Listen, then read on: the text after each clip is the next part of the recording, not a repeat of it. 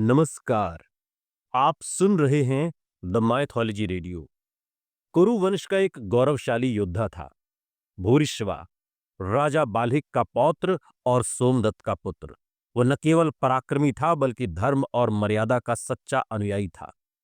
भीष्म पितामह के प्रिय शिष्य रहे भूरिश्रवा का नाम उन योद्धाओं में आता है जिन्होंने युद्ध को केवल शक्ति नहीं बल्कि साधना माना।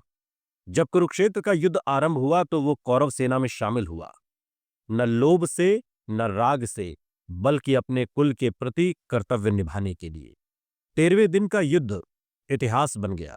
रणभूमि का सूर्य तप रहा था, आकाश तीर की वर्षा से कांप रहा था और उसी क्षण भूरिश्रवा का सामना हुआ सात्विकी से, भीम के शिष्य और अर्जुन के मित्र।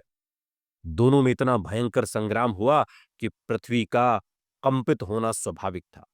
तीरों की गूंज, रथों की टक्कर और गर्जनाओं के बीच भूरिश्रवा ने सात्विकी को परास्त कर दिया।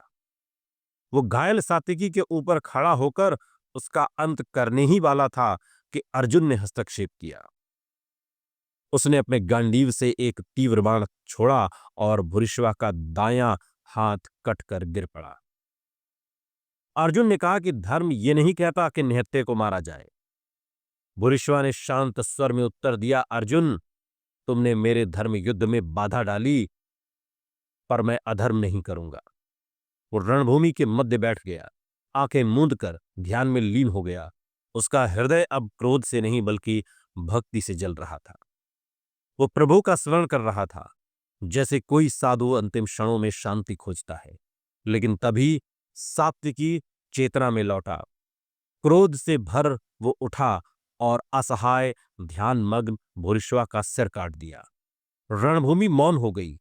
अर्जुन ने सात्विकी को डांटा, धर्म की रक्षा के नाम पर तुमने अधर्म किया है।